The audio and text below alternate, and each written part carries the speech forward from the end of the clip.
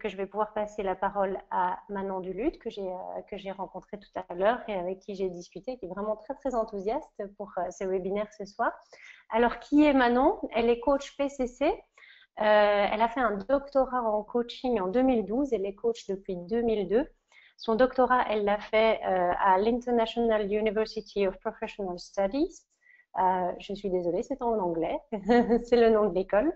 C'est ça.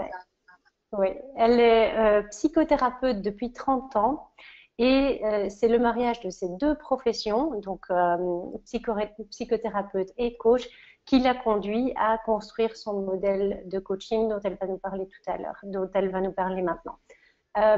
Donc, comme d'habitude, nous serons très contents de recevoir vos questions et d'y répondre. La façon dont ça va se passer, c'est qu'on va ménager des moments, différents moments pendant la présentation du webinaire pour faire une petite pause et se tourner vers les questions. Donc voilà, je pense que j'ai tout dit. Manon, bienvenue et la parole est à toi. Je vais te mettre, il faut que je te... ah oui.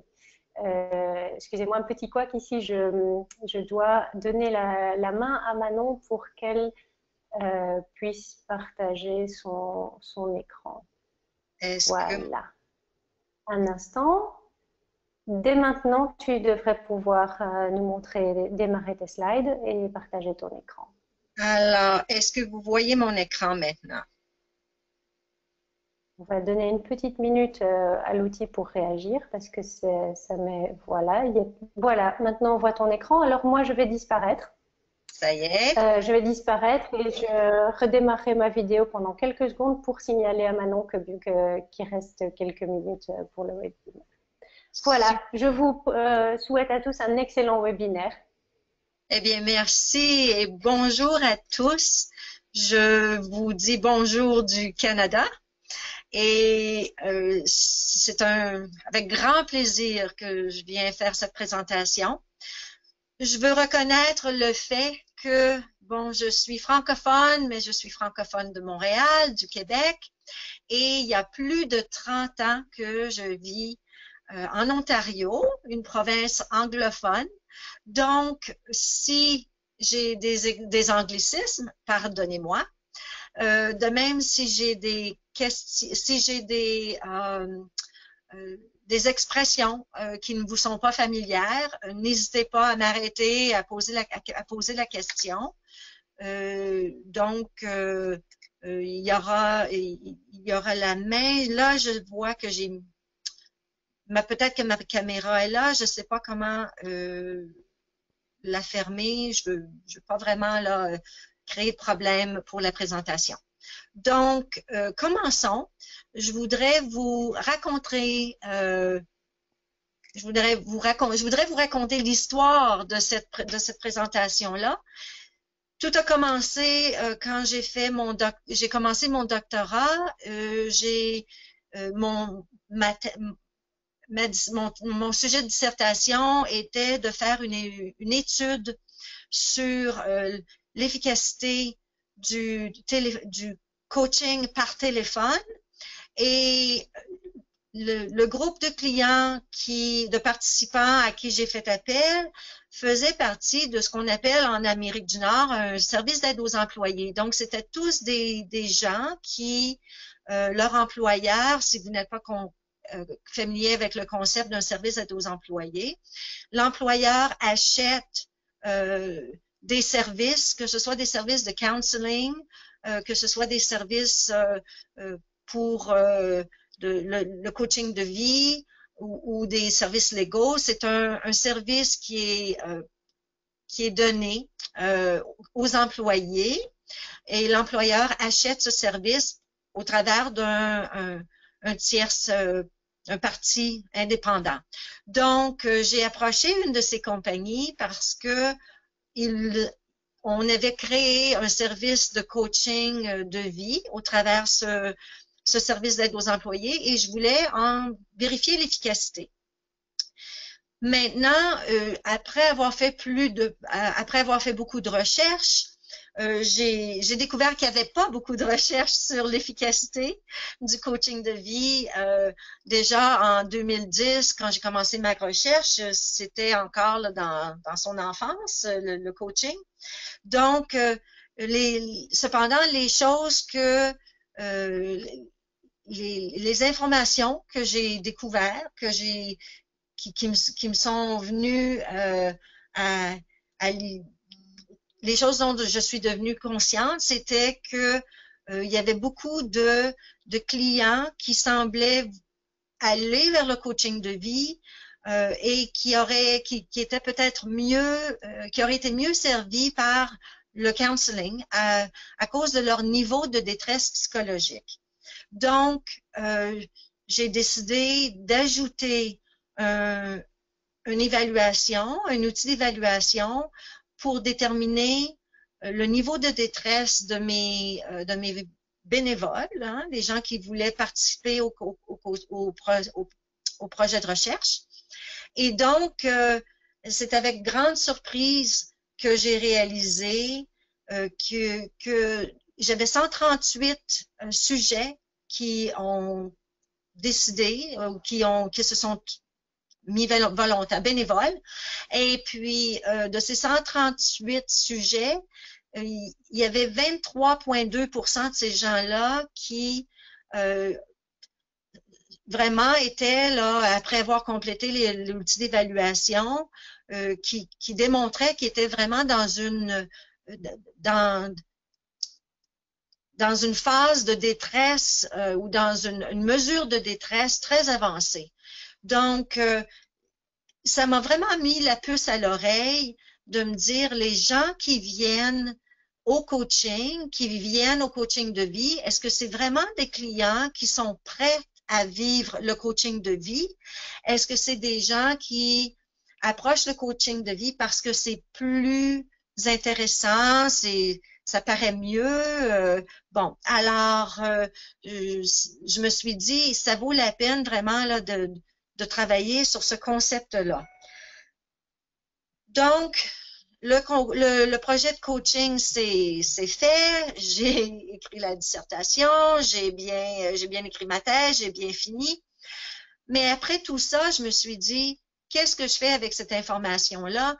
La première réponse vraiment était que dans du service de coaching à court terme, le moment où on voit le pivot, on voit le changement dans les gens.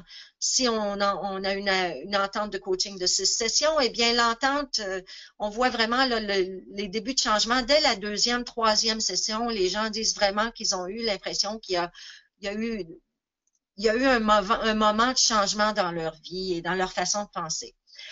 Mais malgré que cette question-là, c'était la question initiale, c'était pas la question qui m'est restée et puis avec laquelle je suis restée un désir sur laquelle travailler et puis continuer à penser. C'était vraiment la question de la capacité de coaching et puis de penser à qu'est-ce que c'est la capacité de coaching et comment on la définit et d'explorer comment est-ce qu'on travaille avec le client qui a des grandes aspirations et quand leurs besoins et leur capacité de coaching est peut-être moindre que leurs aspirations. Alors, avec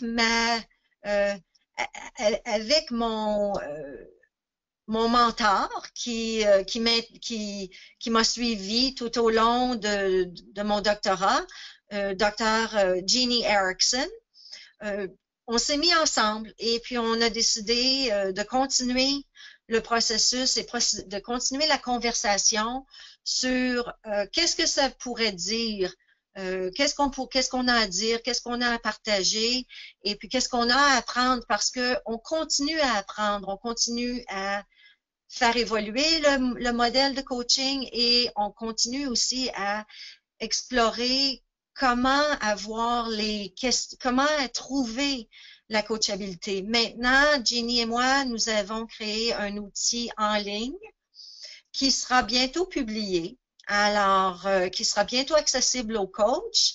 Et notre espoir, c'est que les coachs viendront à nous et nous diront, mais non, Jenny, est-ce qu'on peut utiliser votre outil et déterminer le niveau de coaching de notre client. Alors, notre idée, nos espoirs, c'est d'être capable de vous aider à mettre en lumière le niveau de coachabilité ou de capacité de coaching. Vous allez m'entendre dire le mot coachability parce que c'est le mot en anglais, puis c'est le mot auquel je crois, là, le mot auquel je pense tout le temps, mais c'est vraiment la capacité de coaching. Alors, la recherche vraiment disait, bon, j'ai mis les choses, j'ai arrondi du 23,2 à 25%, que les clients qui viennent au coaching ne sont possiblement pas prêts à faire du coaching, certainement pas à faire du coaching de vie ou du coaching de performance.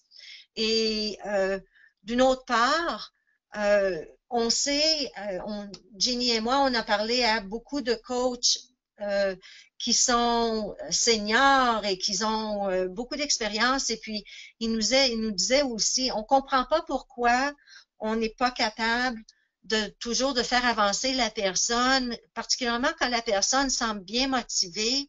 Qu'est-ce qui fait qu'on a ces barrières et que le client ne progresse pas?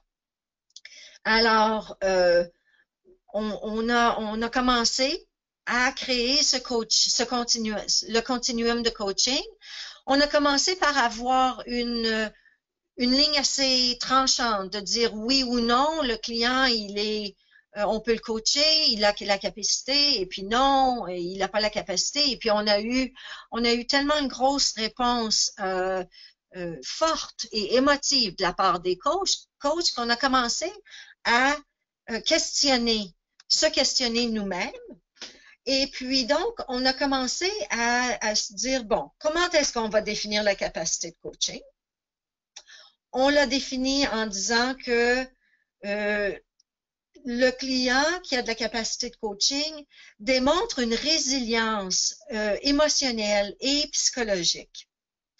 Et que ce client est capable de créer une vision d'avenir, une vision du futur, et qu'il répond bien aux encouragements positifs du coach et qu'il est capable de faire des changements de comportement et d'attitude au travers les conversations de coaching, qu'il n'est pas constamment dans une situation où il se sent impuissant ou impuissant de changer sa réalité, impuissant de changer ce qu'il vit. Ah, je m'excuse. Je ne suis pas capable d'arrêter le téléphone. Je crois que je pourrais le faire. Attendez. Ah, voilà, je l'ai fait. Je peux pas tout l'arrêter. Je m'en excuse. Alors, pour déterminer la capacité du coaching, maintenant, on dit que ce n'est plus seulement un processus intuitif. On dit que c'est aussi un processus plus scientifique. Alors, j'ai fermé plus de ma technologie et j'espère que le téléphone ne nous dérangera pas. Je m'en excuse, j'avais mal prévu. Alors, le client qui nous arrive avec des besoins, on croit que ces besoins ne seront peut-être pas bien alignés avec ses aspirations. Et ce que je veux dire par ça, c'est que Le client, lui, a des désirs. Il amène ses idées au coaching, il a ses buts, il a ses objectifs. Mais comment s'assurer que le client a les capacités de rencontrer ces objectifs-là? Et c'est là où on voit la capacité de coaching c'est là où on voit où ça a un grand impact.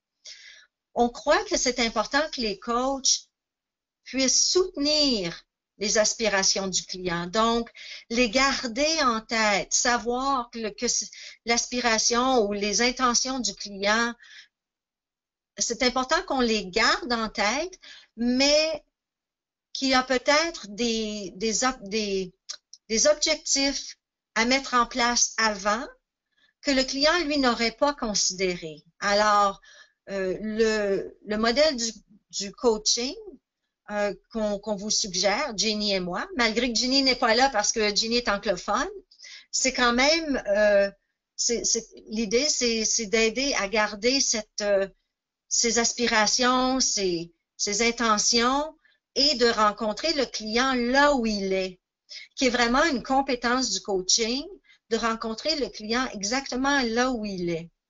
Donc, je réalise quand je dis ça que pour certains coachs, il y aura peut-être une résistance ou un malaise puisque la Fédération de coaching dit bien que c'est le client qui décide là où on s'en va et que si le coach devient trop impliqué, le coach devient peut-être en charge de l'agenda.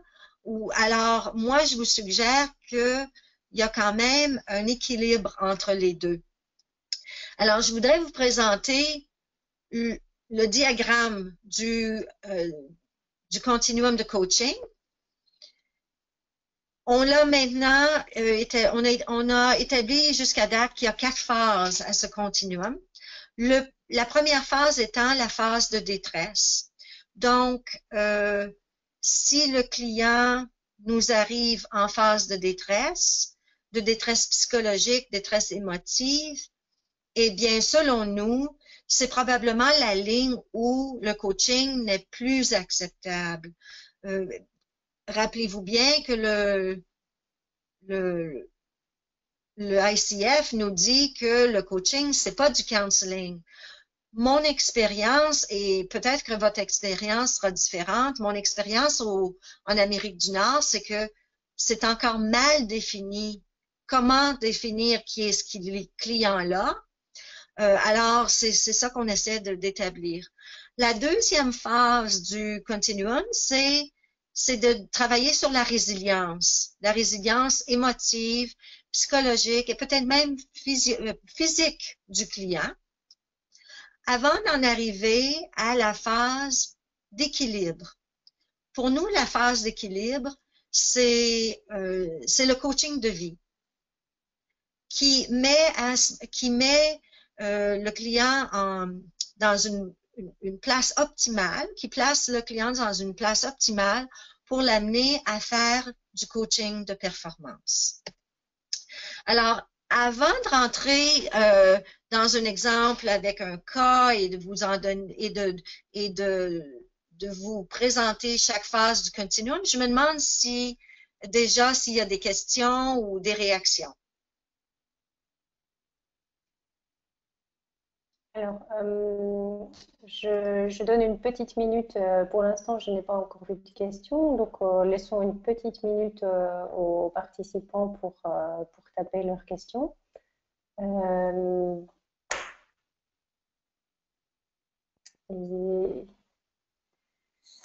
Voyons, oui, ici il y en a une. Qu'est-ce qu'il y a comme signal, quels signaux indiquent qu'il y a un écart entre la capacité et les objectifs du coach? OK, alors ça, c'est une question qui est super. Et puis, je crois que la présentation va bien vous indiquer ça. Je crois que plus je vous décris les phases du continuum, vous allez voir que comment le client se présente, comment il parle de lui-même, comment il vit sa vie, va vous donner des indicatifs sur est-ce que c'est bien aligné ou c'est mal aligné, est-ce que le client est bien prêt à entamer le processus de coaching nécessaire pour rencontrer ses objectifs, est-ce qu'il est bien équipé pour ça? Alors, c'est bien parce que vous anticipez ce que je vais faire. Il y a d'autres questions? Oui, une autre question. Quelqu'un qui demande, c'est Joanne, qui demande, on comprend bien les flèches de faire les phases ascendantes. Pouvez-vous expliquer les flèches qui pointent vers le bas? Ah, très bonne question. Alors, vous voyez, il y a des flèches ascendantes et descendantes parce que nous croyons que le client vit sur le continuum.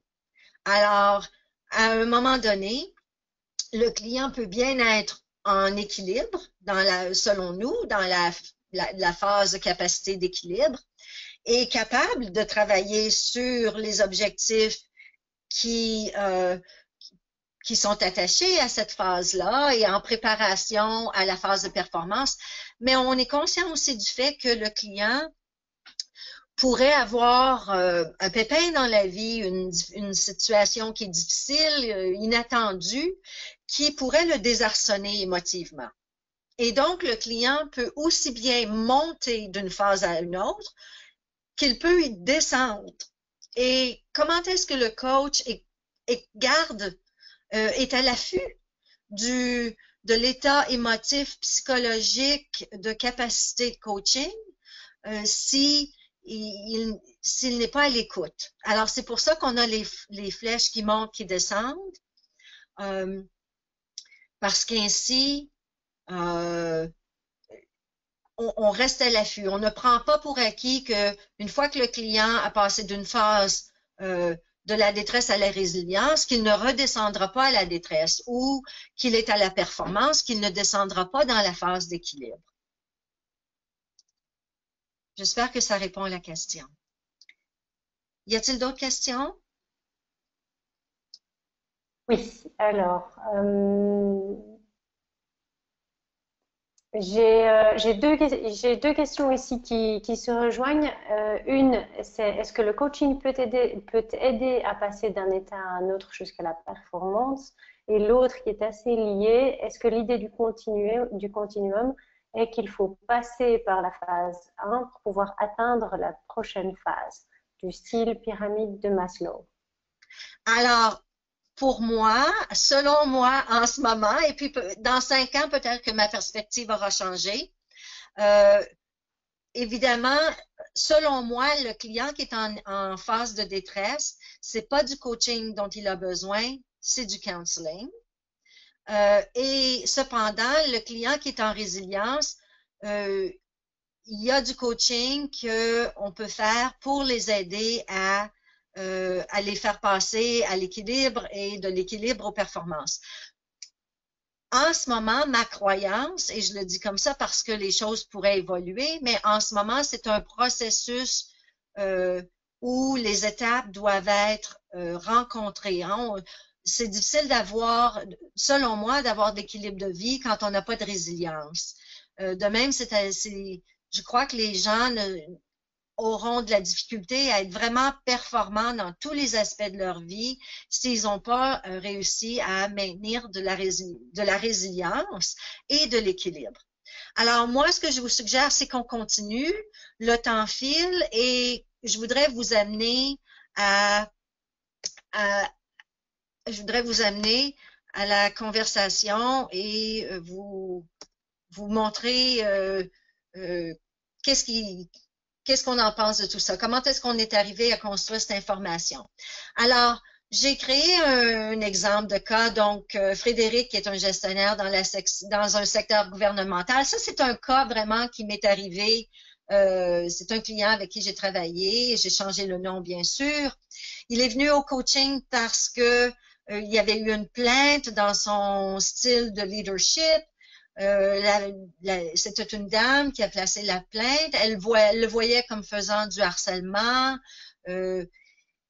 Il la croyait comme étant une collègue dans son cercle de connexion très rapproché, donc il se sentait à l'aise peut-être d'être plus plus familier, c'est vraiment l'expression. Alors, il était peut-être moins formel, il était familier dans sa façon de communiquer avec elle, et à un moment donné, il lui aurait dit durant un meeting d'être silencieuse parce que, bon, il n'aimait pas ce qui était dit ou il croyait que son intervention ne devrait pas être là. Et à un moment donné, selon elle, il aurait dit des choses inappropriées d'une nature sexuelle, que selon lui, il ne voyait pas du tout. Donc, la raison pourquoi j'ai continué à travailler avec cet homme d'une perspective de coaching de performance, c'est qu'il démontrait une habileté à refléter sur ses actions, à refléter sur qui il était, sur ses comportements, sur ses croyances. Et il était capable de faire une évaluation aussi de ses limites, de ses balises dans ses relations. Et donc, le travail qu'on a fait, c'est vraiment pointé dans la direction de regarder ses attentes à lui, sa façon de percevoir ses relations professionnelles, est-ce qu'elles étaient vraiment partagées? Donc, son approche était ouverte à s'écouter, à s'auto-évaluer. Il était très capable de s'inspirer et d'inspirer les autres. Il avait une très belle présence lorsqu'il était avec ses pairs, de même qu'avec les gens qu'il gérait, hein, et son équipe. Et il avait une bonne habileté à voir les choses de façon globale, de voir l'ensemble de la business, autant que de voir le processus, les systèmes et les dynamiques qui étaient en jeu. Donc, il avait aussi un désir de bien comprendre l'impact de sa performance personnelle, de son style de leadership, et il avait le besoin et le désir d'avoir un impact sur les résultats de la business et de collaborer. Vous allez voir, je vais passer au travers chaque phase de coaching et vous allez voir comment la personne, dans ses capacités, vous allez voir que les capacités semblent diminuer. Alors, le focus du coaching de performance, selon nous, c'est que la personne est capable d'avoir une présence d'esprit, une présence, une façon d'être, cette personne-là est capable ou bien de développer ou a déjà acquis des pratiques de réflexion. Donc, ils ont de l'intelligence émotionnelle. Ils sont capables de s'autogérer pendant qu'ils gèrent leur relation avec les autres. Ils sont en dynamique d'équipe et ils se voient non seulement comme un partenaire, mais aussi une personne qui est capable d'influencer positivement et de supporter les dynamiques d'équipe. C'est des personnes qui sont ouvertes beaucoup à reconnaître les différences et les similarités et de bien utiliser les différences, que ce soit les différences culturelles ou de comprendre les différences culturelles. Donc, on voit chez la personne qui est prête à faire du coaching de performance, c'est une personne qui est habituellement bien ancrée dans sa vie personnelle et capable de vivre les défis de façon calme et posée. Bien sûr, notre outil d'évaluation en ligne qu'on espère lancer bientôt vous aidera à faire ça. Mais entre-temps, on voulait vous donner des questions qui pourraient vous aider, vous, à mettre en lumière où est-ce qu'est votre client. Donc, des questions telles que comment abordez-vous les situations et les problèmes complexes? Comment votre comportement affecte-t-il les personnes qui vous entourent? Comment maintenez-vous votre calme quand les choses sont vraiment difficiles? Quelle est votre compréhension de la connexion entre votre style de leadership et les résultats que vous souhaitez? Une question que j'aime bien poser, c'est que prétendez-vous ne pas savoir? Parce que il y a plein de choses qu'on sait par rapport à soi-même, qu'on ne prend pas le temps de regarder. Puis si la personne a la capacité d'être honnête et de dire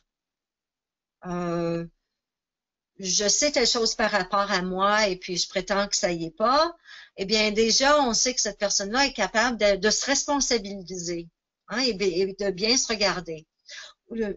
Tout autant que de demander à la personne quel est votre talon d'Achille, quelles sont vos faiblesses, quelles sont les choses sur lesquelles vous pensez que vous devez travailler. Alors, si la personne est confiante et se sent capable de répondre à ces questions sans être sur la défensive, je crois que il est fort possible que vous ayez un client qui est prêt à faire du coaching de performance. Cependant, moi, je vois ça vraiment comme construire une pyramide et on a décidé de vous présenter la pyramide de façon inverse en commençant à vous présenter la performance, mais quand moi, je fais une évaluation de mes clients, je le fais toujours en commençant à poser les questions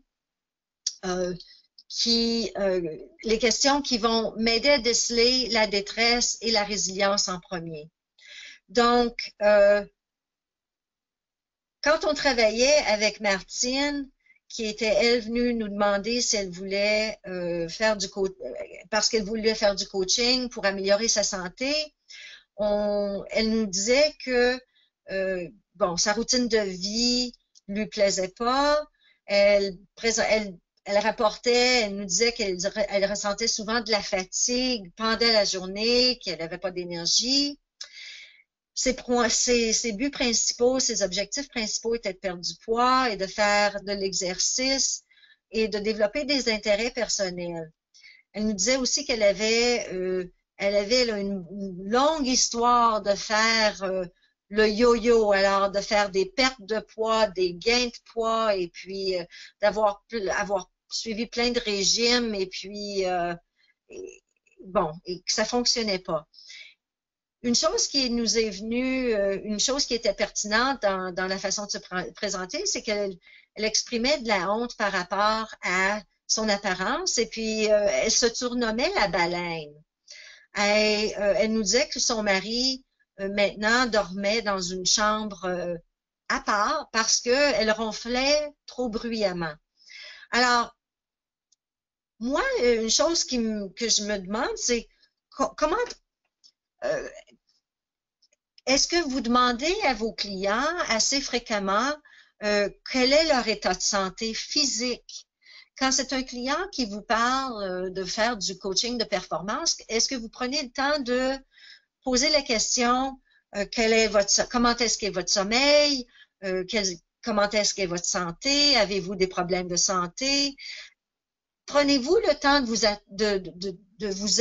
vous allonger sur cette question. Et je suis curieuse et je me demande si les gens pourraient voter et nous donner un oui ou un non là-dessus.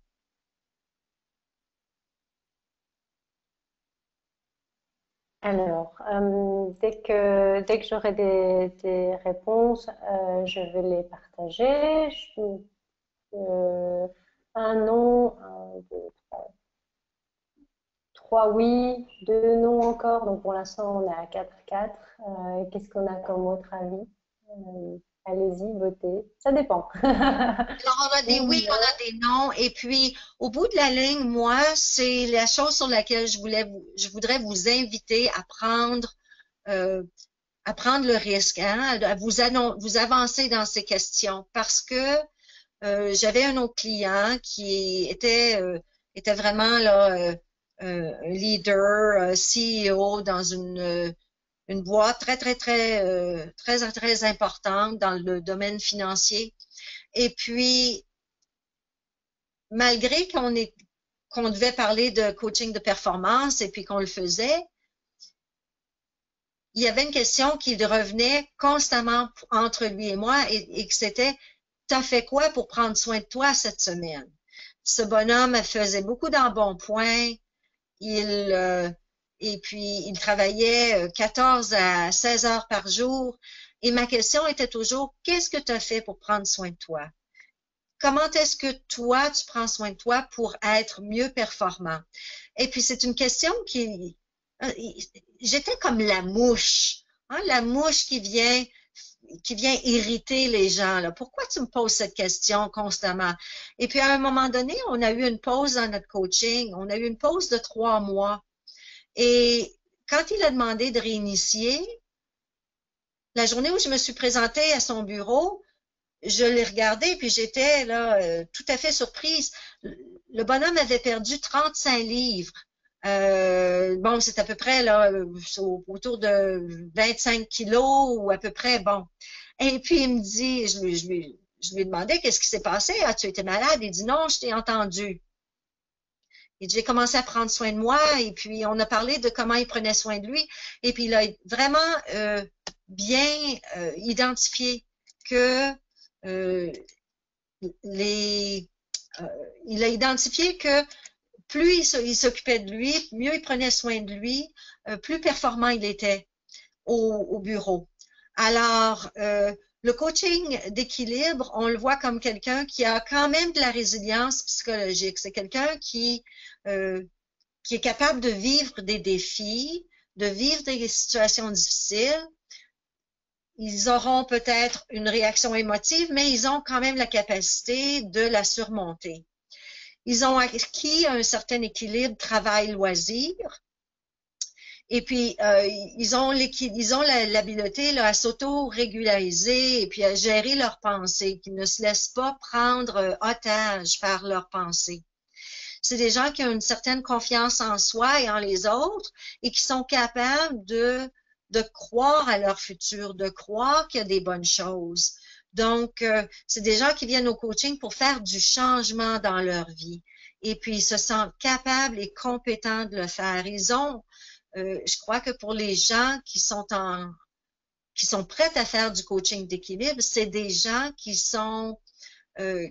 ont vraiment un sentiment de contrôle dans leur vie. Ils ont des objectifs, ils ont une vision.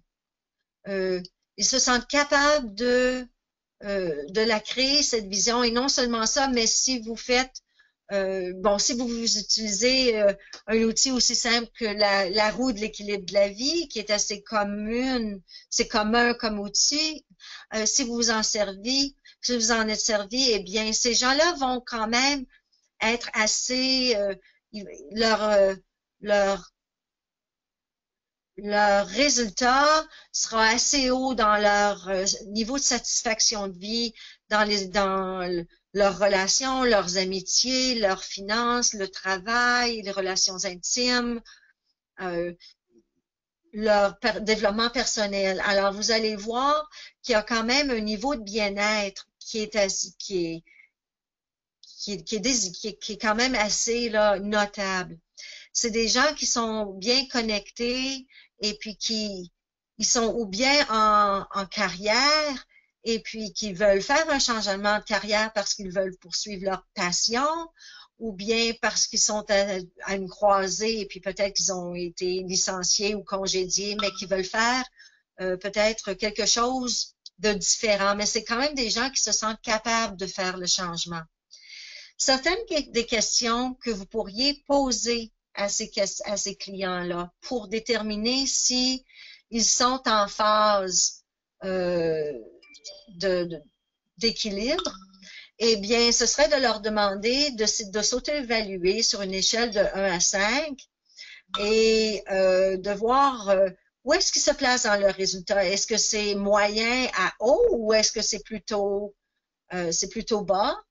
De leur demander qu'est-ce qui enrichit leur vie, qu'est-ce qui rend leur vie satisfaisante, qu'est-ce qui les inspire, qu'est-ce qu'ils voient dans leur avenir, qu'est-ce qui est le plus important pour eux maintenant, à quoi sont-ils prêts à dire oui, hein, à quel point êtes-vous dans votre propre semaine parfaite? Alors, si cette semaine, c'était une semaine parfaite, vous l'avez matérialisé ou vous êtes en direction, dans cette direction-là?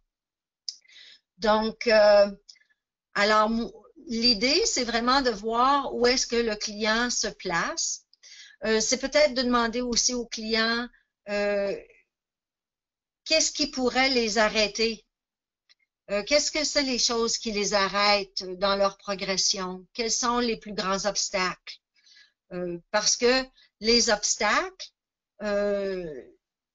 plus ils vous parleront de leurs obstacles, plus vous allez comprendre comment ils gèrent leur vie, comment ils la voient, cette vie-là. Alors, le focus du coaching d'équilibre, c'est vraiment de les amener à non seulement avoir des objectifs professionnels, mais vraiment des objectifs de vie personnelle qui va vraiment les enrichir, eux, et qui va amener un niveau de satisfaction de vie plus grand. Ça pourrait être autant de travailler sur la psychologie positive, sur l'état d'âme, que la gestion de carrière ou leurs relations interpersonnelles. Alors, je voudrais prendre un moment et puis ouvrir les questions. Je suis consciente que le temps file, mais je veux aussi ouvrir aux questions.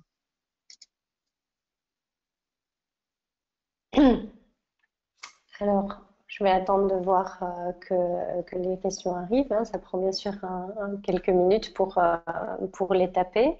En tout cas, moi, personnellement, je trouve que les exemples sont très vivants et illustrent bien ce que tu nous racontes.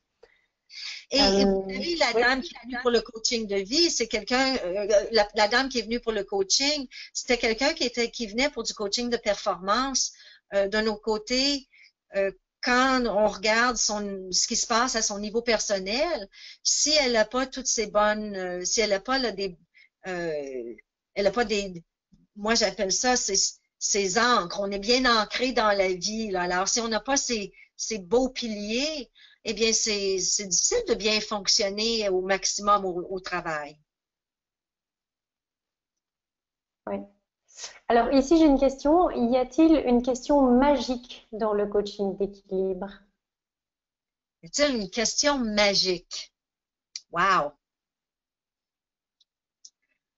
Ben écoutez, pour ceux qui connaissent le Brief Solution Focus Coaching, la question miracle, je crois que la question miracle, et pour ceux qui ne la connaissent pas, je vais vous la décrire, c'est je demanderai à mon client, eh bien écoute, tu sais, ce soir, après notre conversation de coaching, tu continues avec ta journée et puis ce soir, tu rentres à la maison et puis tu vis avec ta famille ce qui a été vécu. Et comme tous les autres soirs, tu vas te coucher. Et à ton insu, il y a un miracle durant la nuit. Et ce miracle-là t'amène ce que tu veux. Il t'amène là où tu veux être dans ta vie. Qu'est-ce qui serait différent? Et encore là, je crois que c'est la qualité souvent de la réponse qui va vous amener à voir où en est le client. Si le client qui n'a pas de vision, qui n'est pas capable de décrire un changement, c'est peut-être un client qui est pris, qui est gelé. Et puis à ce moment-là, il faut se poser la question, est-ce que ce client-là est en résilience? Est-ce qu'il serait plus apte à la résilience ou est-ce qu'il serait plus apte peut-être même au counseling? De demander aux clients, et puis là, je sais que je saute un peu l'étape, mais de demander aux clients de vous décrire leur vie en ce moment. Quelle est ta vie? Quelle est ta journée? Si tu me décrivais ta vie ce matin, toute ta journée, ou ta journée d'hier, ou ta semaine, la semaine passée, de vous demander qu'ils vous décrivent leurs états d'âme, leurs états de pensée, la qualité de leurs pensées, qu'ils vous décrivent ce qu'ils ont vécu, comment ils l'ont géré, leur façon de gérer les situations, bonnes, mauvaises, quelles sont les choses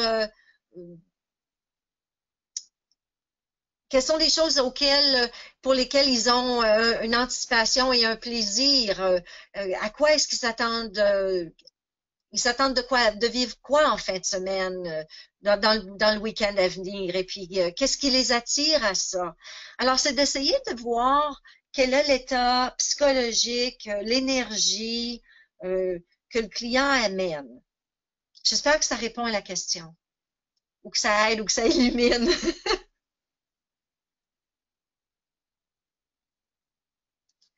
Pardon, oui, Si on en effet. continue parce que je réalise que le temps avance. Oui. Il reste 10 minutes, donc tu veux passer à la dernière Je suis bien consciente.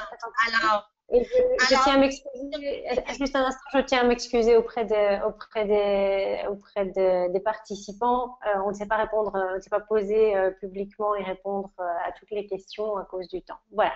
Ouais, voilà. Mais, une chose que je veux vous laisser savoir, c'est que c'est une présentation d'1 heure, c'est très condensé, c'était pour vous donner le goût et puis vous faire penser parce que Ginny et moi, on est en train d'écrire un livre là-dessus, on vient de commencer et puis bien sûr, on a un cours sur le processus, donc c'est vraiment pour vous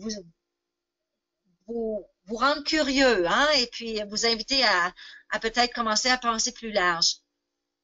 Donc, on continue. Alors, on a un gestionnaire ici, Aline, qui a 60 ans, et puis Aline fait face à une retraite obligatoire. Alors, dans certains pays, dépendant de l'âge, dans certaines places, les gens peuvent être obligés de prendre leur retraite. Alors, Aline avait 30 ans de service, et puis elle a initié le coaching pour se créer une retraite satisfaisante. Elle avait très peu de ressources personnelles, elle était divorcée, elle n'avait pas d'enfants, sans passe-temps parce qu'elle avait été vraiment là, très dédiée à sa carrière. Et puis, elle nous indique qu'elle a vraiment une tendance à s'inquiéter de l'inconnu, même au point de se sentir paniquée, de sentir de la panique lorsqu'elle pense à son avenir et qu'elle avait des maux de dos chroniques. Alors, pour nous, Aline, plus on apprenait à la connaître, plus on la voyait comme un client qui était peut-être, qui chevauchait la résilience et l'équilibre. Elle manquait de ressources, de systèmes de network. Elle avait peu de gens dans sa vie, elle avait peu d'activités. On voyait qu'il y avait peut-être des sauts d'humeur en elle, un manque de flexibilité. Elle avait beaucoup d'inquiétudes par rapport au changement. Elle se présentait comme quelqu'un qui manquait d'adaptabilité. Alors, on voyait là qu'elle chevauchait peut-être la résilience et l'équilibre. Des questions qu'on veut poser souvent par rapport à la résilience, c'est est-ce que les gens est-ce qu'ils se servent beaucoup d'alcool et est-ce qu'ils se servent beaucoup de drogue pour gérer leur mécontentement avec leur vie? Quand ils veulent s'échapper, ils font quoi? Ils vont faire du jogging ou ils vont au gym, ils rencontrent des amis ou ils s'isolent et puis ils noient leurs inquiétudes avec de l'alcool. Je réalise aussi que dépendant de la culture, ce qui peut sembler être une consommation d'alcool exagérée peut être peut-être une consommation assez typique dans une autre culture. Alors, en Amérique du Nord, on dirait que de 7 à 9 verres d'alcool ou portions d'alcool pour une femme, c'est vraiment le maximum et qu'après ça, on verrait ça comme inquiétant. Et pour un homme, ça serait entre 11 et 13 portions. Et donc, une portion, c'est une bière, 4 onces de vin ou 1 once de boisson telle que de la vodka ou de la boisson de cette nature.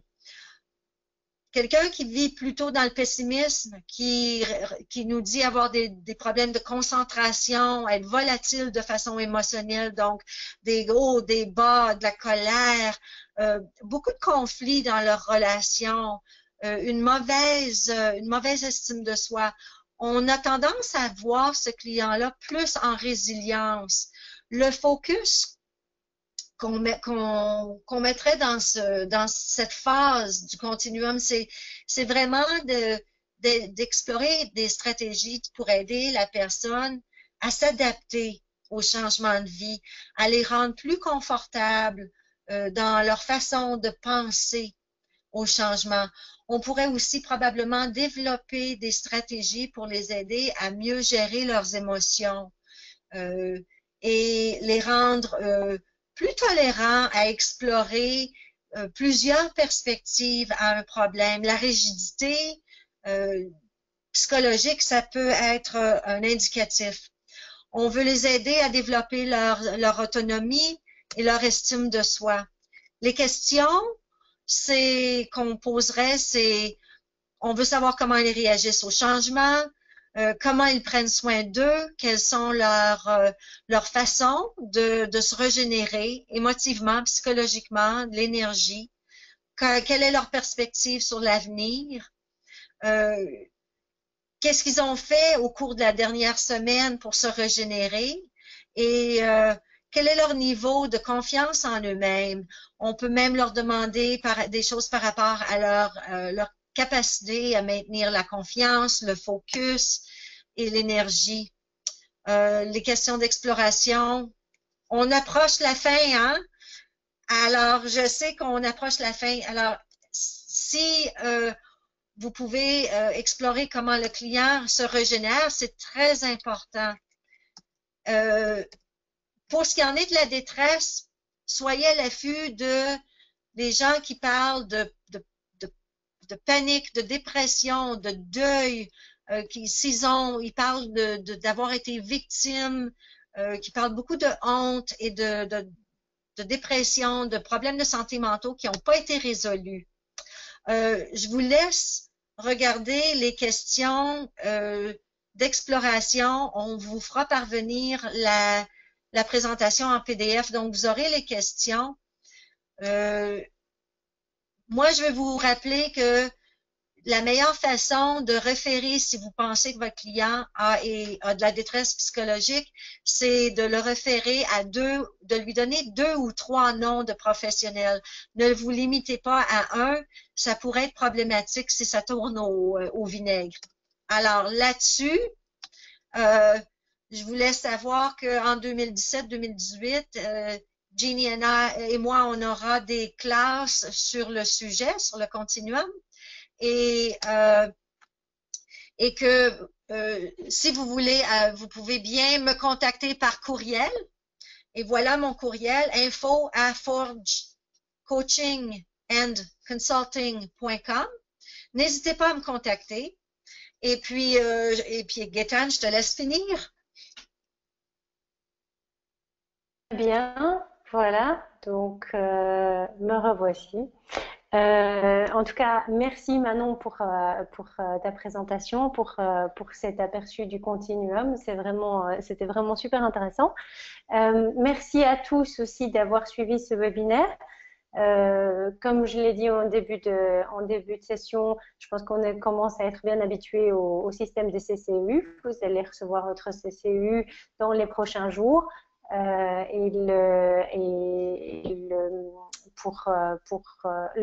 GoToWebinar enregistre automatiquement la participation pour vous envoyer les CCU. Donc voilà, ça va arriver. Ici, ça va être l'été. On n'a pas de webinaires qui sont prévus pour les mois de juillet et août. Donc on vous donne rendez-vous avec ICF Synergie pour le 20 septembre. À ce moment-là, ce sera Béatrice Melin qui nous parlera du coaching à distance. Vous allez recevoir le lien pour vous inscrire déjà maintenant, et puis vous le verrez aussi. Toute question, comme Manon l'a dit, vous allez avoir la possibilité de trouver les slides de la présentation d'aujourd'hui sur la page Facebook de ICF Synergie. Alors, très simplement, si vous vous connectez sur Facebook et que vous tapez ICF espace Synergie, vous allez la trouver. Et sinon, je vais ici copier le lien vers la page dans le chat. Donc ici, vous allez voir, voilà, vous avez le lien vers la page Facebook de ICF Synergie. Et c'est là que vous retrouverez les slides et également les infos pour contacter Manon si vous voulez participer ou même organiser. Manon m'a dit que si certains chapitres francophones veulent réorganiser un webinaire comme ceci, plus local, il y a tout à fait moyen. Donc, n'hésitez pas. Les Voilà. gens sont ouverts à l'idée d'avoir, si les gens veulent se regrouper et faire un cours par webinaire, c'est tout à fait disponible. Alors, selon votre intérêt, contactez-moi. Voilà, le message est passé. Et bien voilà, je crois qu'on a tout dit. Donc, encore merci à tous et rendez-vous à l'automne. Ce sera déjà l'automne. Passez un excellent été, tout le monde, et à très bientôt. Au Et revoir. merci à tous. Au revoir.